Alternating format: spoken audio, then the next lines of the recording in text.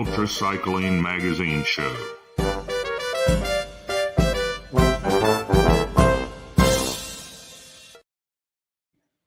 Well, hello everybody. Welcome to another edition of the UltraCycling Magazine show, the show about all things ultracycling and bicycles. Hey Lee, hey Joanna, how are you both today?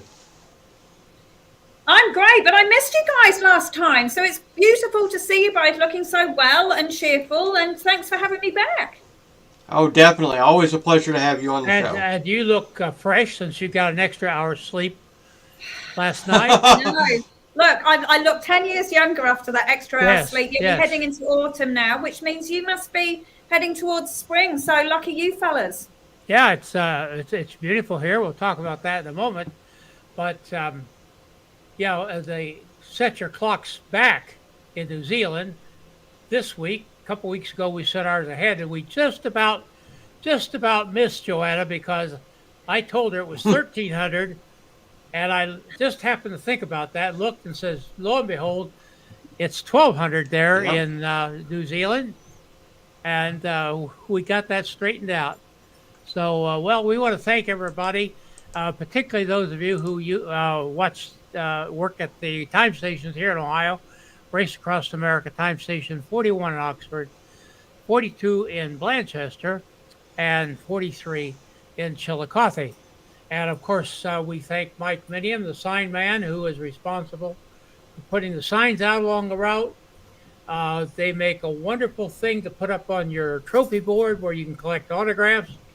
$10 at our time stations. You get a sign. Mike gets to put one more out on the road. There's about 200, I think, isn't it, Jim? Yes. And he loses about a third of them every year. Yep. It's not always vandalism. I mean, it's not always stealing. I mean, they get hit, run over. Yep. Mowers mow them up, what have you. So we appreciate that. Definitely. And Joanna, tell us about how we should be following you. Yes, everybody, if you'd like to follow us on Facebook and also take a look at us on the YouTube channel, and don't forget to hit like. Most of all, importantly, don't forget to ring that bell. Excellent. Yeah, and we've only got a little bit longer before the Race Across America starts, which will include Race Across the West and the new one, Race Across the East. And the registration's closed, I believe, on all of them, correctly? I know it is for Race Across the East. Yeah, I think they're all closed now. Yep, and we were capping the Race Across the East this year at 55, but we ended up getting 30 riders, and that includes teams and solos. So we're glad we've got that many for the late announcements, and we're gearing up, and we're going to have a great time there. It's going to be so good this year because I feel personally invested in so many of the competitors because we've spoken to so many. Yeah, definitely. And we've got some great ones coming, and I'm sure we'll even have a bigger crowd next year. So I'm meeting actually Brick and Jeff are coming into town the end of April, and we're going to go through some finalization things and make sure I've got all my ducks in a row. So we have a good race. So brilliant. And we got the ticker, Jim. Yep, it's already up there. Thank you. So go ahead. Post your comments, questions, and what have you. Well, I'm excited about Calvin's challenge, Jim. Yes. We had a doubling of the registration over the week. Mm-hmm. Wow. 34 now. And that doesn't sound like a lot, but starting as early as it did, as late as it did. Yes. I think they're doing real well. And you're back from Sebring now, Jim. Anything to report on that? Rough trip. Work got in the way, so we drove straight through and got there right to get our stuff and make it to the start. So we had maybe a half an hour and then 25 hours of driving ahead before that. So we both got on the bike with zero sleep, and we ended up putting in 55 miles, and it was a pretty good ride, but it wasn't what I wanted. My goodness. Yeah, that's amazing. And we had some good wind, but overall it was a great event. How'd you like the new loop? Well, I didn't get to participate physically in the last loop, but April did, and she actually liked it. So she missed riding on the track, but overall it was a great one. That's So what I'm hearing from a lot of Yeah. people, that they were, went down there feeling it ain't going to be the same. yeah, But that loop with no stop signs or yes, anything like yes, that, it was great. very little traffic. Yep, and we opted. We did one of the big loops, and because we were so tired and didn't want to get stuck out in the middle of nowhere, we ended up doing the 3-mile loop right there. That it was just a continuous loop around to start. So and finished off our 6 hours. So it was a overall good event. Would have liked to have been better planned and for us, and got there better. So, but there's always next year, and there's always Calvin Challenge. So. Well, Larry said he broke even on the Sebring, and that's good. Yes. Start. Hopefully, we'll get closer for him on Calvin Challenge. Definitely. And I'm happy to report that Coal Country Roubaix is now up to 74 riders. That's going That's well brilliant. for a new start. Mm-hmm. And the restaurants there, I understand, are gearing up and waiting to feed all those hungry riders. Thanks, Jerry. Hey, Jerry. Next week is JSNT team juvenile diabetes research from United Kingdom, and Edith Brockleby is going to be on there. She's 80, maybe she's about my age. I don't know. That's And they're- young. Young yeah, man. and their goal, Joanna, is to put the oldest woman ever to cross the finish line, a Nice. ram, across Oh the my- finish line. Okay, And this is going to be I tell brilliant. ya- What's the name? Did you say, Lee? Edith Brockleby, I'll tell you what, Edith. she is a stitch. I mean, she is just a delight, and we'll be looking at having there. Well, tomorrow, let's talk about tomorrow. Yes, We're the end of the having- world. The end of the world is coming here in Ohio, and it's going to be a total solar eclipse, and we're going to live stream it Mhm. here. How And cool. we're not. Here's the thing: we're not going to live stream the sun. You No. can watch that on television. It'll be all over television. But I'm going to live stream my neighbor's wonderful redbud tree, which is out in full gosh. bloom, Mhm. and you can watch it as it gets darker. Who's the pet rock, including our pet rock? That's my got pet me- rock there in the That's front yard. locked me in. That's clickbait, isn't it? That rock came from Canada, Joanna. Did it? Yep. The glacier brought it down here. Wow. And Yep. it drug it all the way from the Canadian Shield down here and dropped it right in my front yard. And I love it. Except when we were looking for a house to buy, and you had these little tiny pictures they used to have before the internet. Yep. I said, why would anybody put a propane tank in their front yard?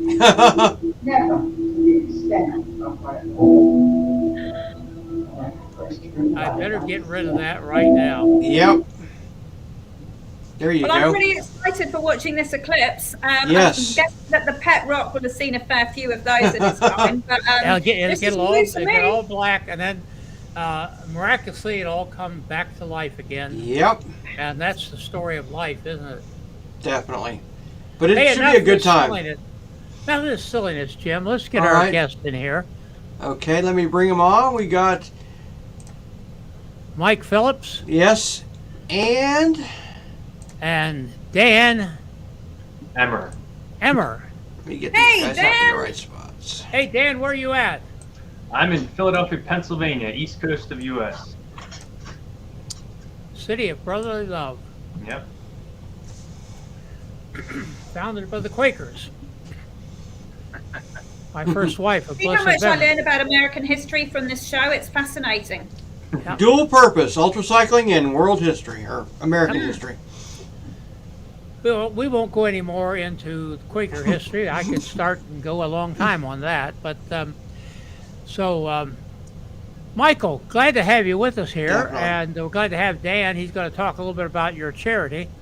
Hey, I have to apologize to Mike. I asked him to. I was going to do a series of somebody building their van, and Dan sent me a whole bunch of pictures. Well, about that time, Jim, we got caught up in the rebranding. Yep.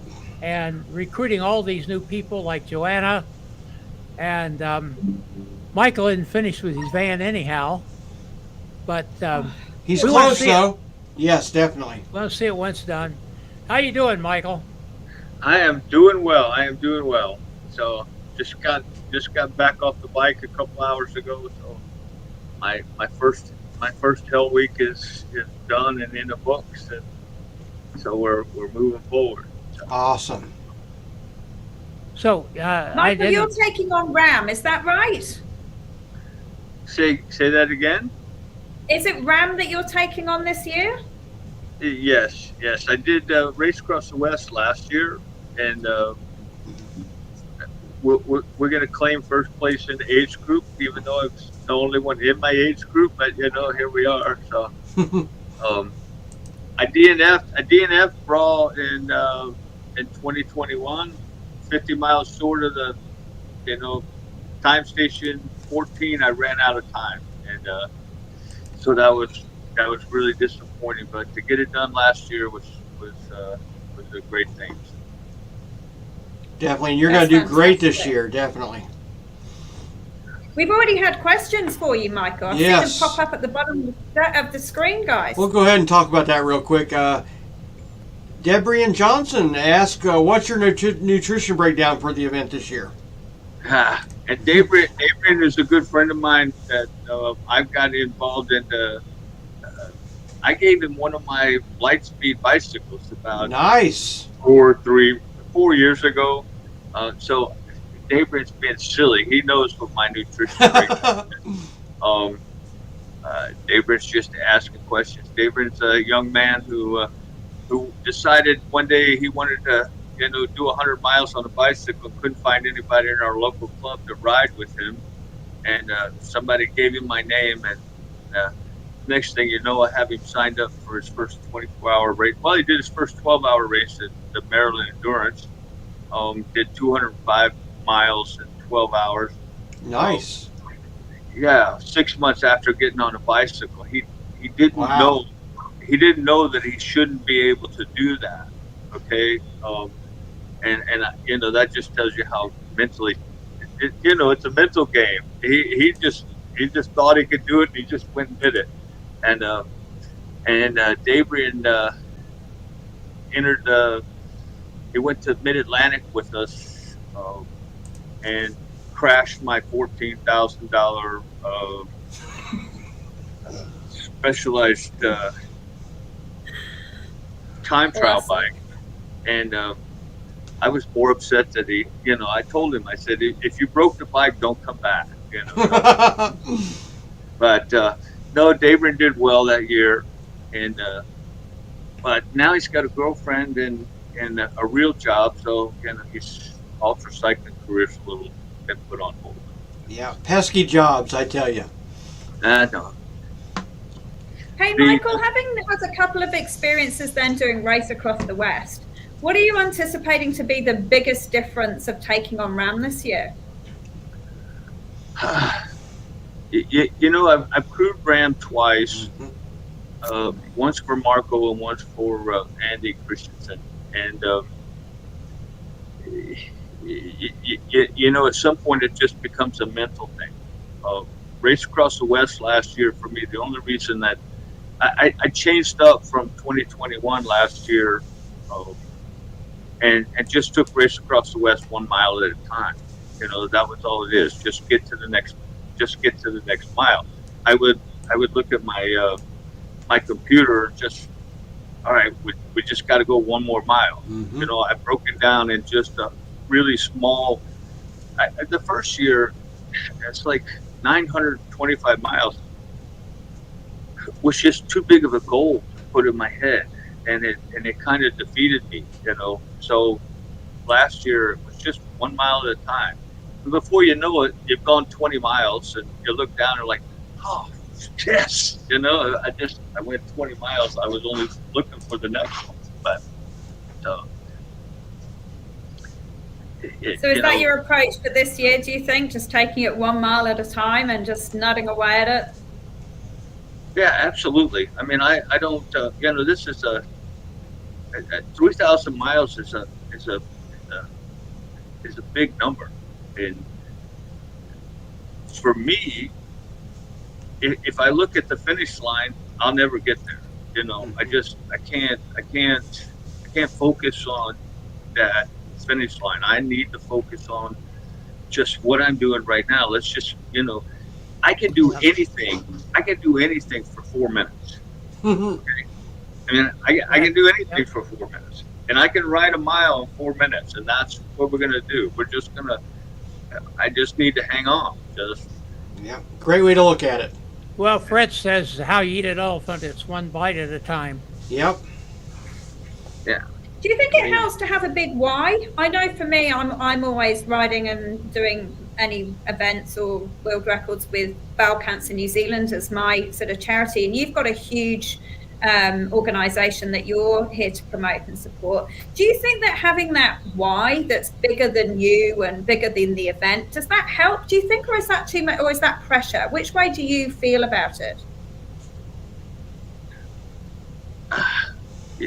Everything helps. Anything that, I don't know, I haven't really ever thought about that, but I mean, it's okay. I mean, if you got a reason to race, it always helps. And,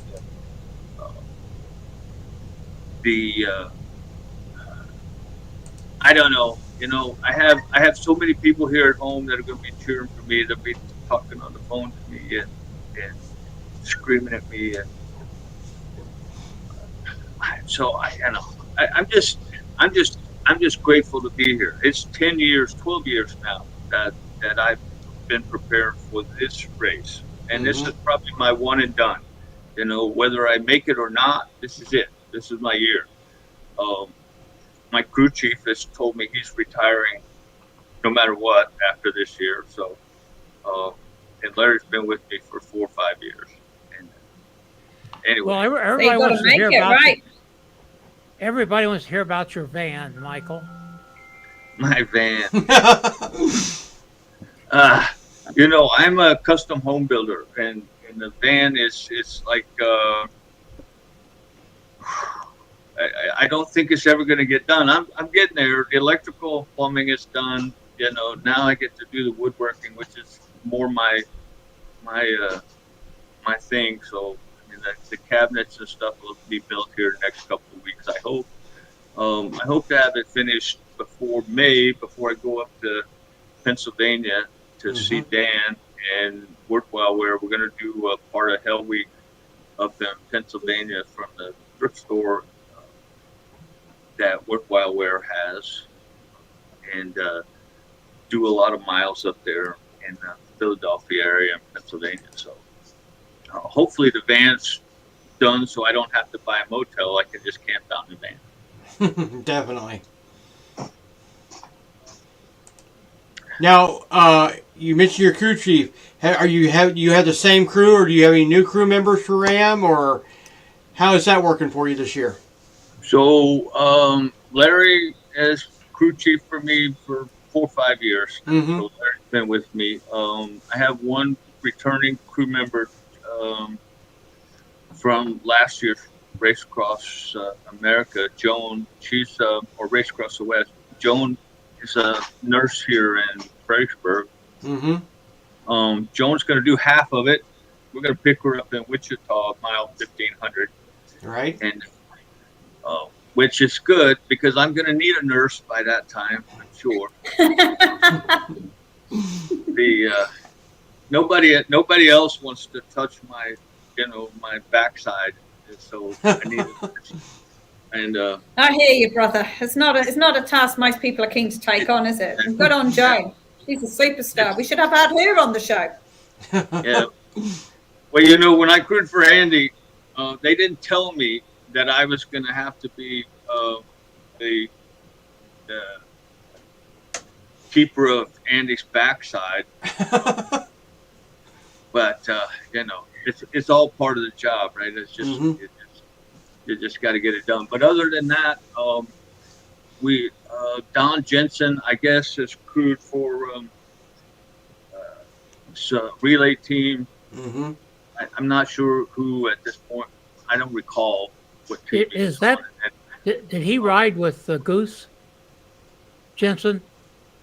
I don't know a lot about Don. Yeah. You know, John picked up my my request off Ultra, one of the Facebook sites. So, and then I have Deb McCartney, and she's I met her at Natchez Trace. I guess George had her helping him at Natchez Trace 444, and then the owner of my local bike shop is coming to be my mechanic.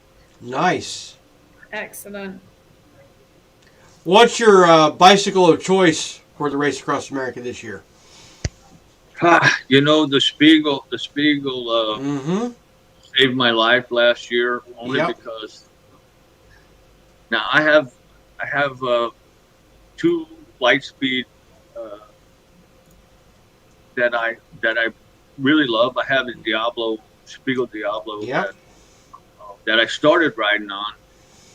The only problem is that the roads get a little rough, and the San Marino saved my butt literally because I could put 28s on it and ride 80 pounds of pressure on it, and I had to give up the other bike because it was just way too much. Gotcha. So putting 80 pounds, putting 28s on the wheels, and putting 80 pounds of pressure really makes a difference. Yeah, people wouldn't think that, but it's so you know, the Spiegel just sent me a brand new frame. Nice. I haven't got it built yet. So we'll try to get that built here too before. Yeah, we love ours. I know they ride real nice. So glad to hear that. Well, let's. So you've got your bike of choice. Sorry. Can I just ask one more question? Go ahead. You've got your bike of choice and everything locked in. You've got your crew locked in. I'm just wondering, having been so experienced of having done Race Across the West, what do you think is going to be the hardest, or which is going to be the best? I should put it in a positive light. Section of Race Across America for you. Do you think the best part will be Race Across the West area because you're familiar with it, or the section that we'd call Race Across the East because you haven't done it? Which are you anticipating enjoying the most? You know what? I'm familiar with most of the whole route because I've crewed it. You know, when you're on the bicycle, you only see 20 feet in front of you anyway.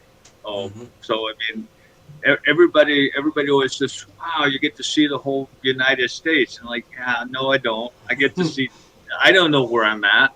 All right. I mean, I have to get on the radio and say, "Where are we?" You know, because I have no clue where we're at. I'm looking forward to. I like the flats. I'm a flatlander. I don't like the climbing. I'm not too concerned about the climbing out west because it's long, but it's not real steep.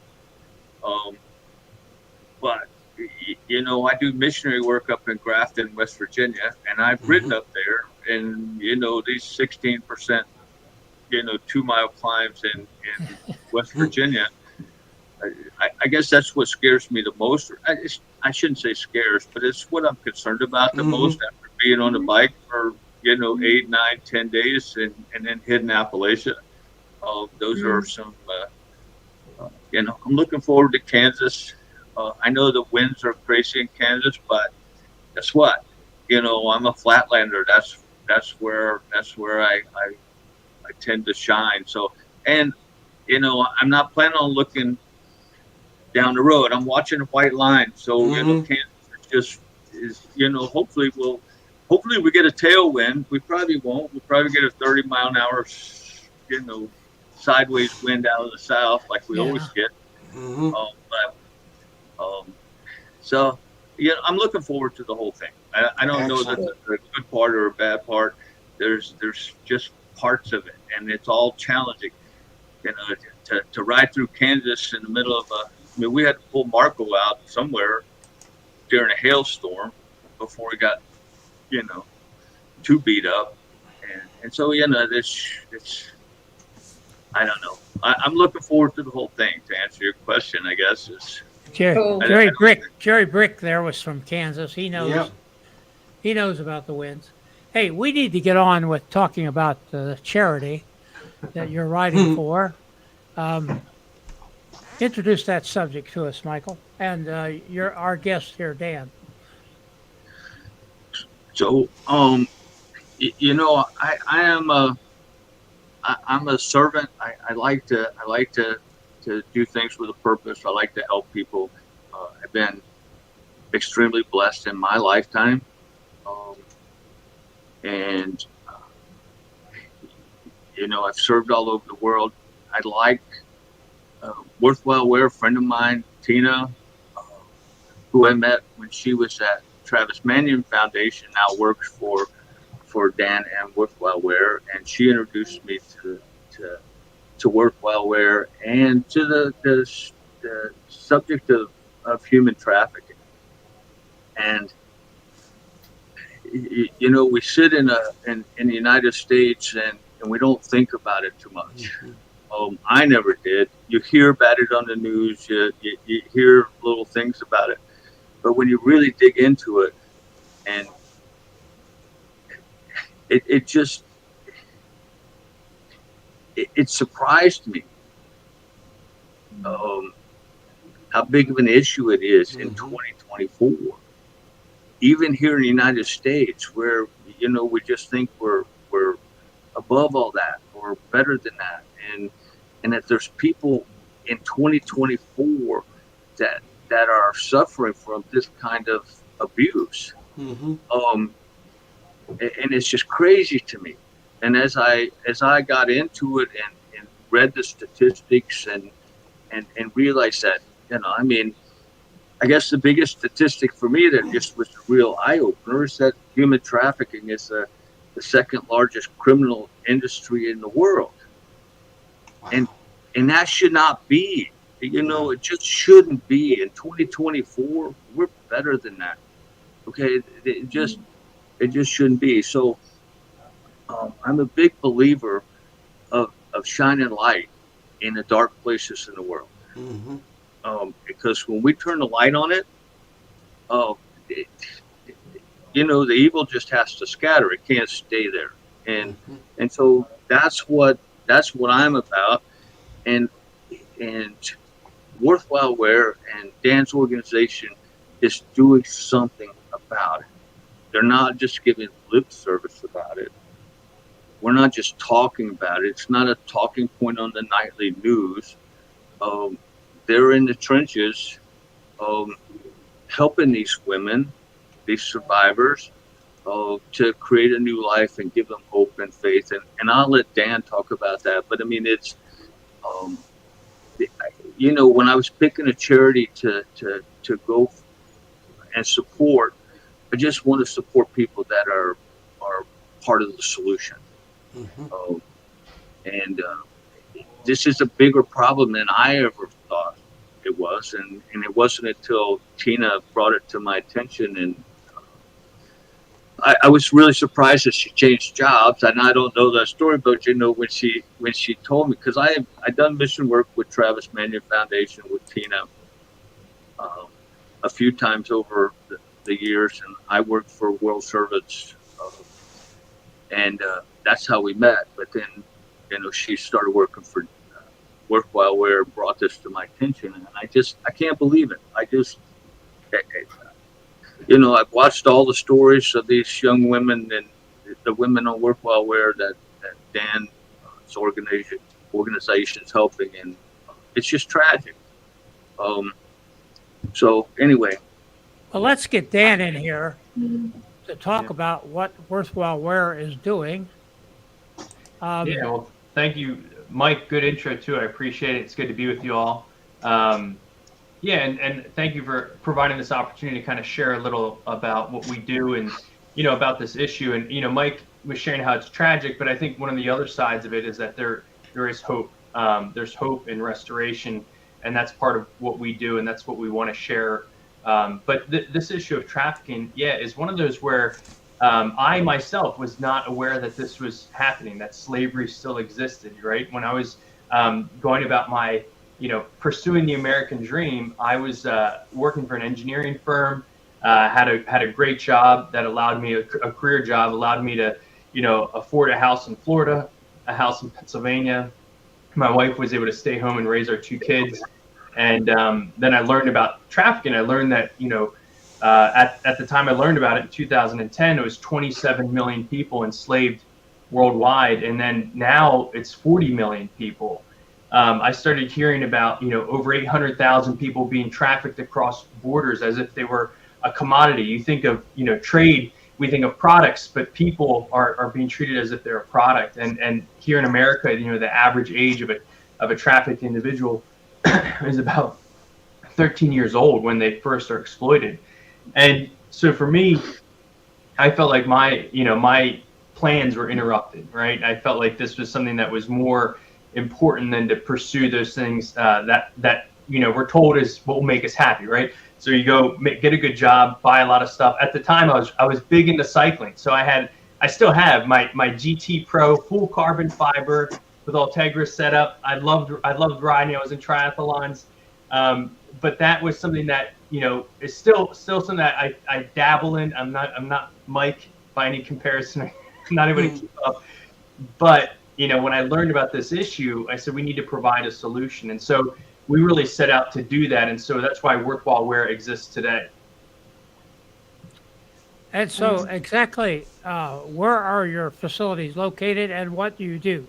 Yeah, so we started. A lot of times, people ask, why is it called Worthwhile Wear?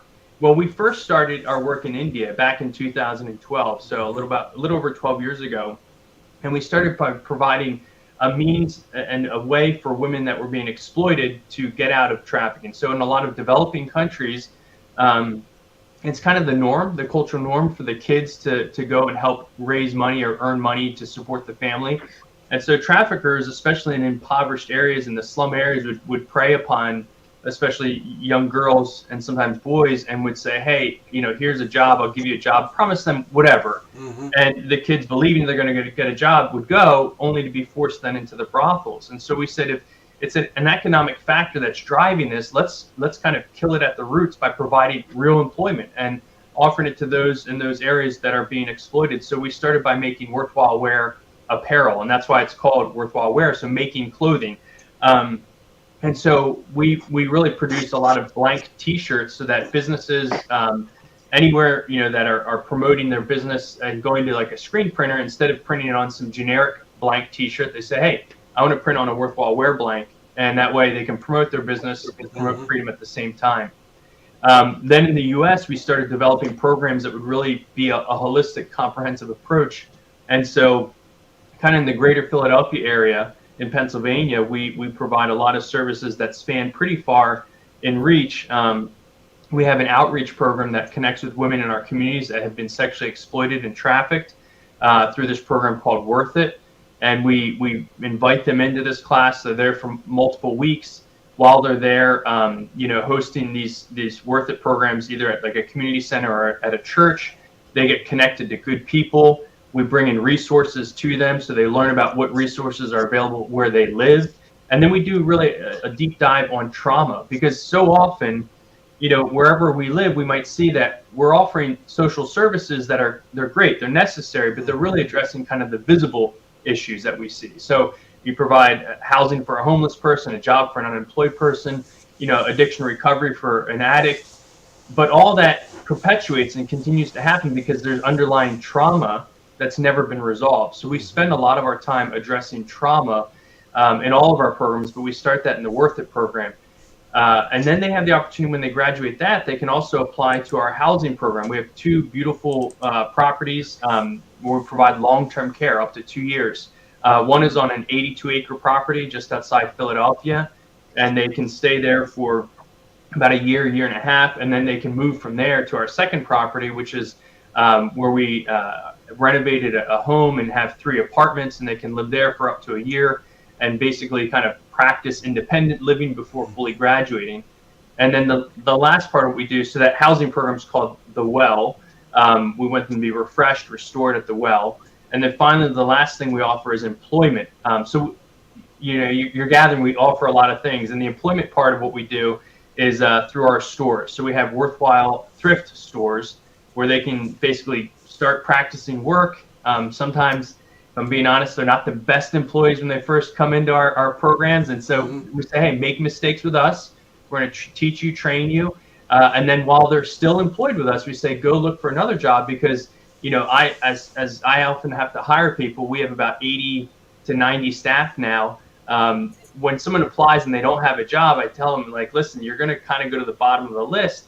But if you have a job, you have a better chance. And we've seen a lot of success with women being employed in our worthwhile thrift stores, looking for a job elsewhere, getting those jobs, those higher paying jobs, those jobs with livable wages. So our story is not just that this is a tragic issue. We want to shine a light on that, but we also want to share that something can happen and change and healing happens. And so there is hope. And that's what we love sharing the most, is the stories of the lives that we've seen changed.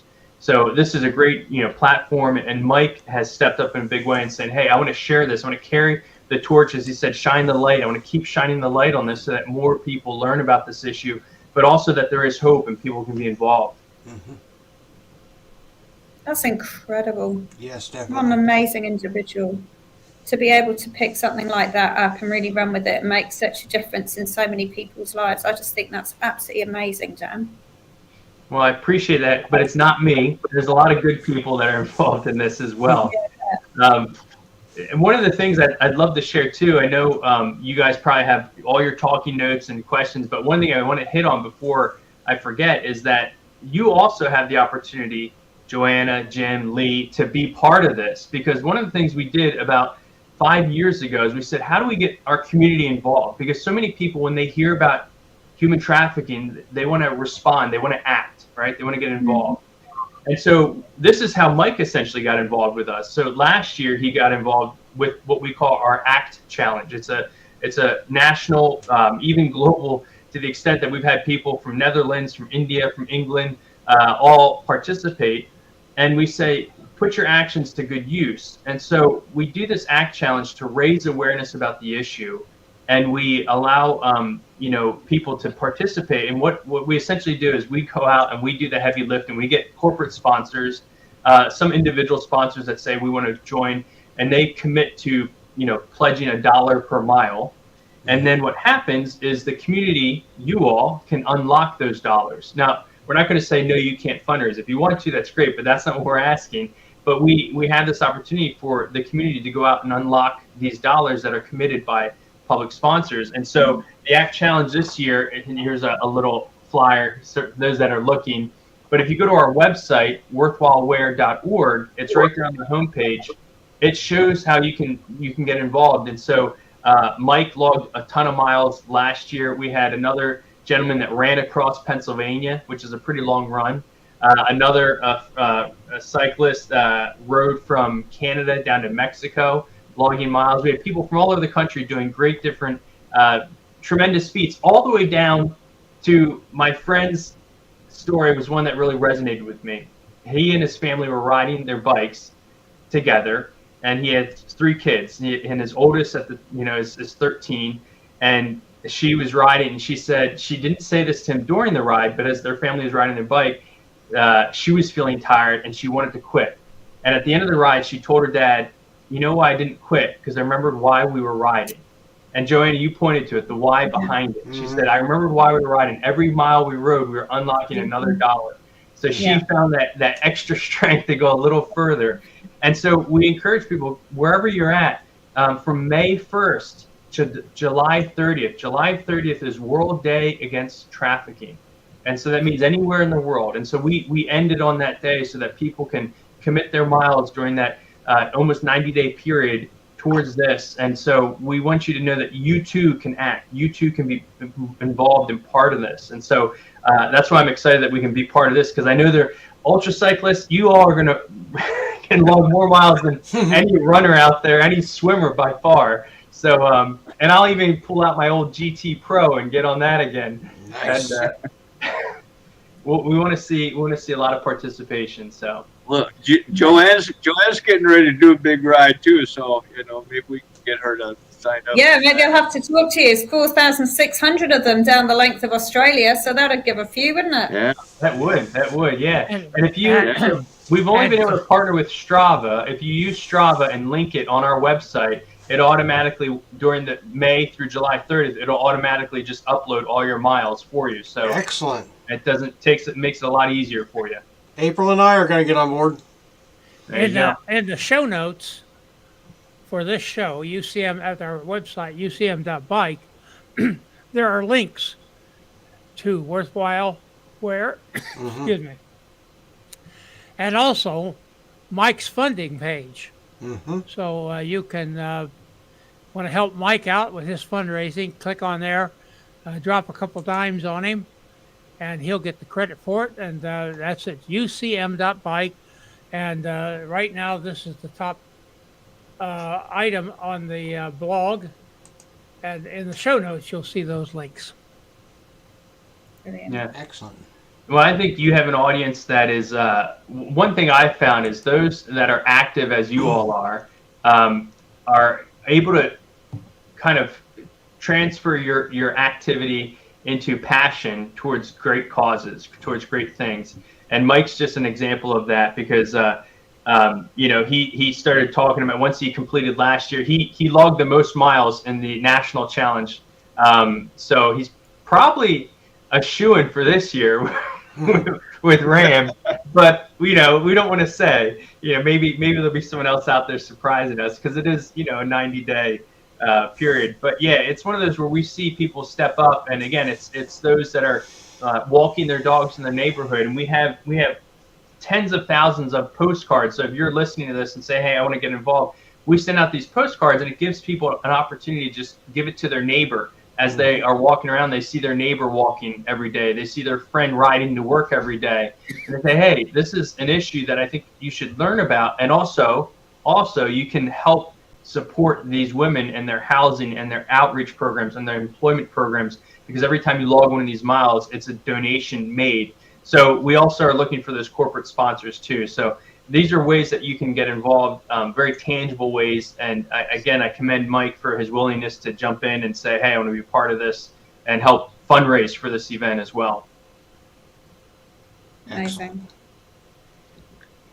So yeah, we I set a big goal, and we need to get on it. So anything that anybody could do, I'm not directly funding or fundraising for my own.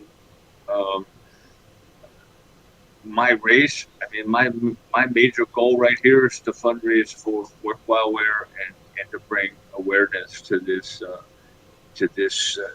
issue.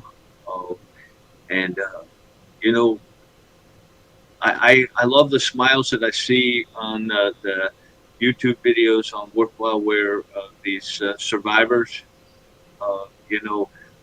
Prevail Racing.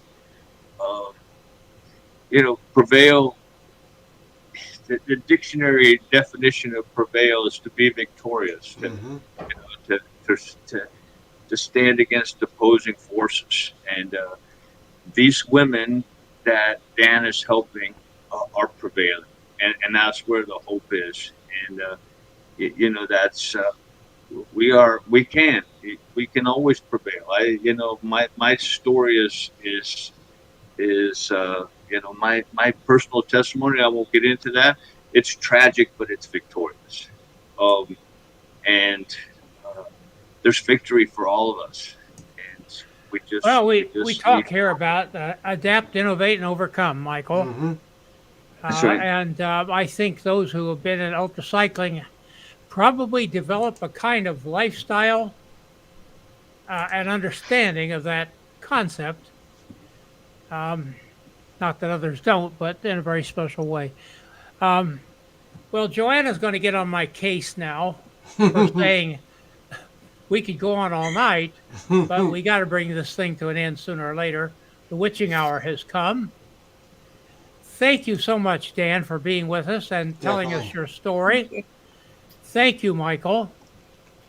We wish you well on the Race Across America, not only in terms of your destination, but also we hope you raise a lot of money. Definitely, And definitely.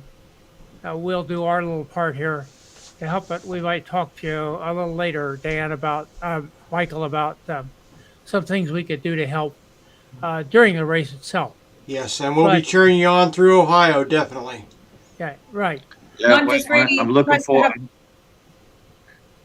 I'm going to be stoked to have somebody awesome to follow as well, Michael. So thank you. It's been a pleasure to meet you. And Dan, Joanna can cheat because she racks up kilometers instead of miles. Well, I've got 6,000 just sitting here for May, so I might as well just, Yeah, so I'm in. But Michael, I just think what you're doing is absolutely incredible. Yes. I just love somebody with a big why, and we love this.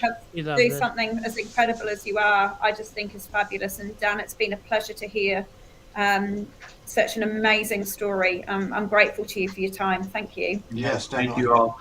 And Mike is, I think, going to try and get me out on my bike during this Hell Week in PA. I don't know, Mike. We'll see. I have to limber up and be kind to him. Hey, Dan, there's one thing about ultra cyclists. You don't have to go fast. You just have to go long. There you go.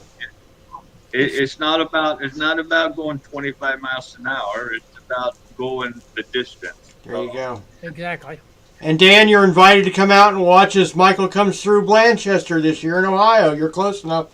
Yeah, I have to be careful. I think he's going to try to get me as part of his crew if I'm not careful. He can pick you up in Ohio. There you go. There you go. Mike, it's always good to talk to you.